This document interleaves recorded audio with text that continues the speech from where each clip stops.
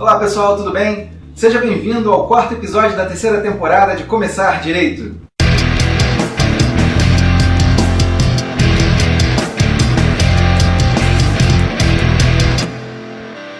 Olá pessoal, tudo bem? Sejam bem-vindos então de volta aqui no nosso segmento de vídeos, né? A gente está falando nessa temporada da parte judicializada, né? Quando o advogado efetivamente entra no fórum, o advogado e a advogada que estão começando agora e ainda não tem exatamente uma visão prática de como isso tudo acontece.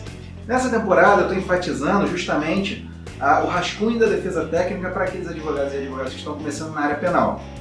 No último vídeo eu falei um pouco, até ficou um pouco extenso o vídeo, porque eu falei, embora eu tenha falado um pouco, é que essa matéria é muito extensa, né, sobre a questão das nulidades, né, daquelas preliminares que tem que ser observada, né, e aí a gente tem as nulidades, a gente tem a questão das condições da ação, eu falei muito de prescrição e decadência, né, e esses são pontos que são muito importantes que sejam analisados antes mesmo de você entrar no mérito daquela defesa técnica que você já está rascunhando. Hoje eu queria falar um pouco mais com vocês sobre a mentalidade ideal para se desenhar, se rascunhar uma defesa técnica. Vocês vão de repente se perguntar assim, poxa, mas do que você está falando, Alexandre? Como assim mentalidade? O importante é a gente saber o que precisa, ter o conhecimento acadêmico. Não é bem assim, principalmente para quem está começando, tá? Por quê? Existem perfis de advogados que acham que defender alguém é aquela ideia, aquela coisa mítica que a gente vê em filme americano.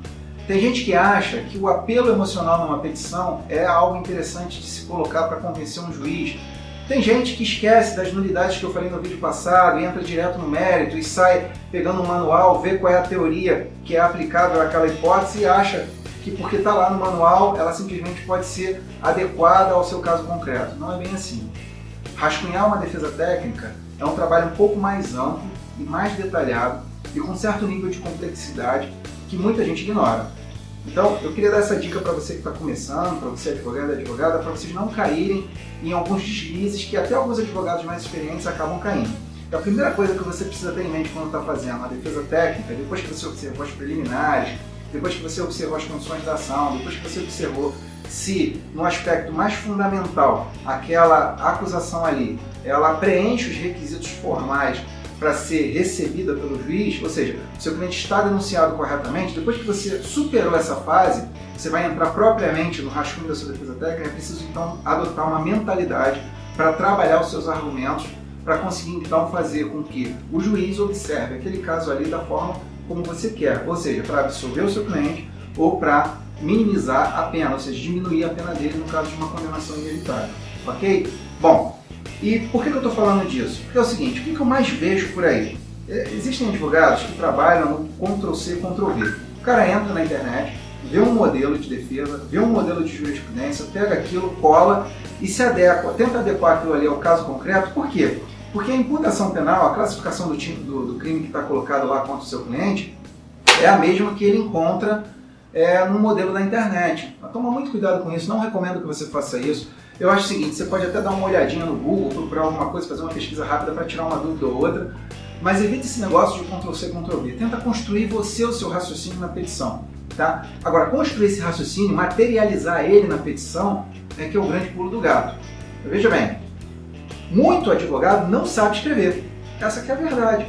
Muito advogado não sabe expor o seu raciocínio, aquilo que ele pretende, né, no papel. Ele não consegue fazer isso de forma adequada, né? Tem gente que faz uma petição que é completamente suja, né? Seja do ponto de vista estético, seja do ponto de vista expressivo, seja do ponto de vista gramatical, o cara não consegue transmitir a ideia que ele quer realmente passar, né? E aí é por isso que ele corre para um modelo na internet e tenta adequar aquilo ao caso concreto. Na minha opinião, um trabalho xixelento e com certeza você, advogado e advogada que está começando, não vão querer que seus clientes os vejam, né, os enxerguem dessa maneira. Então a mentalidade de um defensor, a mentalidade de um advogado criminalista, ela é sempre no sentido de que em todos os detalhes é preciso observar até a forma pela qual você está se referindo ao seu cliente, que você precisa, na verdade, o quê? Você proteger ele da acusação, você precisa imunizá-lo de uma eventual condenação. Então a forma como você escreve, por exemplo, e quando você se refere, por exemplo, ao crime que foi supostamente cometido, o advogado de defesa ele não pode tratar essa redação com a mesma linguagem que a acusação usa. Parece óbvio, né? mas não é bem assim. É uma pena que eu não posso mostrar para vocês aqui a quantidade de petições que eu já vi na vida, onde o advogado criminalista ele fala do cliente de forma muito parecida com a acusação. Então toda vez que você estiver rascunhando a sua defesa e se referir, por exemplo, ao suposto ato perpetrado, você tem que colocar essa redação sempre em dúvida. Quer dizer, a redação não, a expressão que você está colocando no seu jeito de escrever, no seu jeito de falar, ela é sempre uma hipótese, ela é uma suposição, né? Então você diz que o suposto ofendido ou o suposto fato ocorrido, você nunca fala que foi o fato ocorrido, você nunca fala que é um ofendido, porque você está defendendo o seu cliente. Então se você está defendendo o seu cliente, você parte do princípio de que ele é inocente. E quando você fala de um inocente, você não fala que ele cometeu aquele crime ou que há uma vítima, e sim que supostamente houve uma perpetração de ato, supostamente há uma vítima, entende?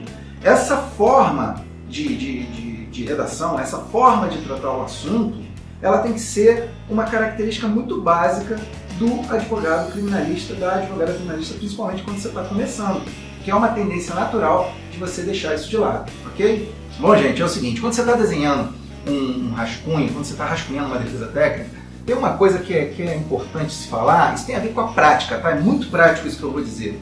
E o que eu vou dizer também é uma crítica que, embora assim, não queira ser desrespeitoso, mas eu vou ser bastante ácido, é com relação à mentalidade e à visão que alguns advogados aí do passado tinham com relação à matéria penal, quando está defendendo um cliente. Tem advogado, uma vez eu li um advogado, li um livro de um advogado que ele falava até do tribunal do júri, onde ele mencionava que ele perdia os casos quando ele descobria que realmente o cliente dele tinha cometido o crime. Pô, com todo respeito aí, eu não gosto de chamar advogado de colega, mas nesse caso aí, com todo respeito aí ao nosso companheiro, amigo, colega e advogado, isso é uma furada, entendeu? O advogado criminalista ele não pode ser muito poético nesse sentido, não pode ser muito nostálgico. Se você tem o coração mole, porque você acha que você só vai defender aqueles que foram incriminados injustamente, meu amigo, repensa se essa carreira criminal é a mais adequada para que você possa atuar, entendeu? Quando você tem uma mentalidade de defesa técnica, você não pode mergulhar muito nos aspectos morais e coloquiais que um leigo teria, obviamente, né? Isso é uma premissa básica para o advogado, mas para o advogado que resolve trabalhar na área penal, ela é mais evidenciada ainda, né? Você não pode ficar trabalhando uma defesa técnica fazendo o julgamento do seu cliente. Inclusive o pessoal de antigamente tinha esse papo, não, o advogado é o primeiro que julga o caso. Meu amigo, advogado é advogado, juiz é juiz, promotor é promotor. Se você é advogado de defesa e trabalha na área penal, defenda o seu cliente com unhas e dentes. Parta para cima do promotor se for possível. Não, brincadeira, não faz isso não, mas parta para cima do cara de forma intelectual, mas não deixe o seu cliente ser submetido a uma acusação e muito menos a uma condenação só porque você ficou com medinho ou porque você acha que seu cliente está errado. Se você acha que seu cliente está errado do ponto de vista moral, você não serve para atuar com ele, você não estabeleceu com ele um eixo de confiança. Então, a mentalidade do advogado criminalista é uma mentalidade técnica, mas é técnica no sentido mais frio da palavra. Então, para você desenhar uma defesa técnica eficiente e eficaz, eficiente no sentido de você fazer ela melhor e eficaz no sentido de você tentar obter o resultado, que é a absolvição ou a diminuição da pena do seu cliente, você precisa ter o quê? Você precisa ter um espírito dissociado de aspectos poéticos e nostálgicos, independente do se o seu cliente é realmente ou não o autor daquele fato. Quem vai julgar isso é o juiz, não é você, né? Quem vai ter que lidar com isso no aspecto espiritual, religioso, poético, é Deus, são as crenças daquele cidadão, é a sociedade, é o parente dele, não é você. O seu papel é outro. O seu papel é formar uma defesa que seja efetiva, que realmente funcione, ou tentar, no mínimo, se dedicar o máximo possível para que você encontre um resultado favorável para o seu cliente, para atender o interesse do seu cliente. E antes que alguém diga assim, que nem eu tenho ouvido muitas críticas aí, né, nos comentários, né? Outro dia eu vi alguém falar assim no meu canal, olha, o nome desse seu vídeo aqui devia ser, como é que foi que o rapaz falou? Devia ser como defender o bandido e manter o Brasil nessa merda que tá. O cara ainda usou esse termo chulo. Então, o que eu digo diante disso? Esse camarada é um camarada leigo, né? Ele não entende como é que a coisa funciona, ele tem uma visão midiática das coisas, né? Ele tem uma visão de botequim. Embora eu respeite, ele nos desrespeite, falando isso para nós que somos advogados que militamos nessa área, a gente precisa compreender que o limite do leigo é exatamente até onde a mídia estende a mentalidade dele. A nossa não pode ser assim. E é muito difícil para o advogado criminalista, às vezes, lidar com isso, porque às vezes o parente, às vezes o marido, a esposa, o namorado, o amigo, tem essa mentalidade leiga de achar que, poxa, o mundo é feito de justiça, de heróis e tudo mais. Não, o mundo é muito mais complexo do que isso, né? O mundo vai muito mais além do que essa briga entre o bem e o mal que a gente vê nos filmes americanos, né? Ainda mais num país como o nosso, onde tem muita pobreza, muita desigualdade, muitas dificuldades, onde enfim, a gente ainda está se arrumando, se organizando para ser uma sociedade mais evoluída, mais desenvolvida. Então, meus amigos, advogados e advogadas que estão começando, vocês têm que se revestir da armadura da técnica, da defesa, da mentalidade adequada para adequar a sua redação, adequar o seu ponto de vista e conseguir desenhar uma defesa técnica que seja forte, eficiente e razoável para atender os interesses do seu cliente. É assim que funciona. Se você não conseguir entender dessa forma, eu recomendo que você repense a carreira que você escolheu. Bom, gente, é isso aí. Bom, pessoal, então esse foi mais um vídeo da terceira temporada. Eu queria muito agradecer a você que está nos assistindo, queria muito agradecer a você que tem contribuído, fazendo comentários, mandando perguntas, participando efetivamente do nosso canal. Gente, como eu sempre digo, esse é um canal de bate-papo, né? Um canal onde a gente conversa informalmente sobre a realidade prática e é um canal dedicado ao advogado e advogada que está começando a carreira agora. Eu queria muito agradecer o pessoal que já é nosso inscrito, que já é nosso assinante, e convidar aqueles que não se inscreveram que se inscrevam no nosso canal. A gente recomenda que o pessoal clique lá naquele sininho de notificação para que recebam os vídeos que nós estamos preparando agora para vocês, tá bom? E não esqueça de dar um like lá na nossa página do Facebook. Gente, muito obrigado, eu desejo um forte abraço a todos, agradeço muito aí a participação de todo mundo e vamos em frente, continuamos juntos. Um forte abraço e lembre-se que pensar é bom para todos. Tchau, tchau!